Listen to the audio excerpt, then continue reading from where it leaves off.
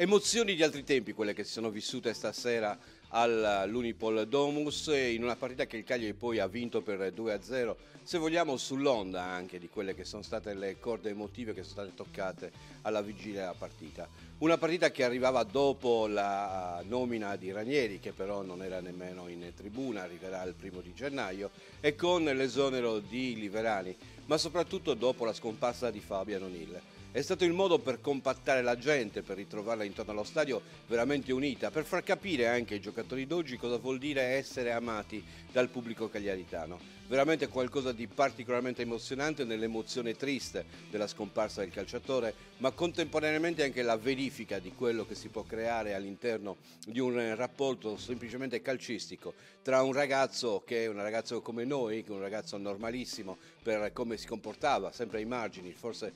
somigliante a tantissimi ragazzi in difficoltà, che poi alla fine però con il suo calcio, con il calcio delizioso che ha portato e con lo spettacolo che ha concesso, si è legato a Cagliari e in modo indissolubile. Il ricordo di Fabian O'Neill ha introdotto tanti di quei passaggi che nel tempo sono stati anche indicati come i possibili motivi di difficoltà, che ne so, dalla stessa musica Non poto reposare che si diceva che non portasse bene, dal braccio al lutto che si diceva che non portasse bene, dal minuto di silenzio che si diceva che non portasse bene. Invece tutto è ritornato nell'ambito del calcio, quel calcio che sulle corde emotive poi si fonda sulla serenità di chi lo interpreta, finisce per essere determinante. Chiaramente il Cagliari non ha fatto niente di diverso, niente di esaltante rispetto al recente passato, perché ha tanto da costruire in termini di gioco di squadra e in termini di valorizzazione dei singoli, ma lo ha fatto con serenità, con tranquillità, sentendo probabilmente anche la fiducia della gente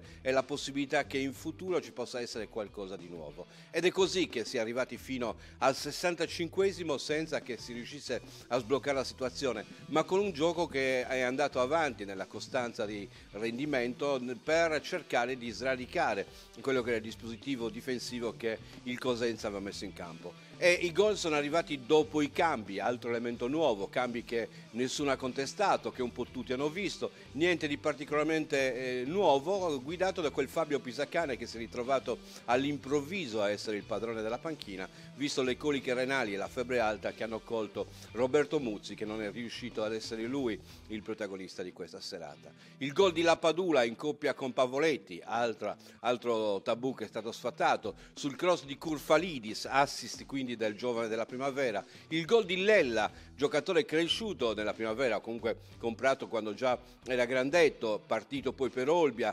piazzato dall'altra parte e ritornato per diventare protagonista quest'oggi. Insomma, tutto è sembrato funzionare alla perfezione anche rispetto a quelle che sono le linee che la società magari in un determinato momento ha pensato di poter interpretare. Ciò significa che probabilmente andare a fare le scelte giuste, quelle scelte di cuore che possono unire l'ambiente, sono dettagli che finiscono per essere determinanti nel momento della difficoltà. A Ranieri verrà consegnata una squadra che ha vinto per 2-0, che ha vinto bene, che ha gioito con il pubblico cagliaritano, che ha vissuto una giornata particolarmente emotiva. Insomma, ci sono tutte le condizioni perché ci sia stata veramente una svolta non solamente, anzi per ora non certamente tecnica e tattica, ma una svolta soprattutto di carattere emotivo e se vogliamo di legame, legato tra la società del Cagliari e quello che è il suo pubblico, a cui deve sempre rendere comunque conto.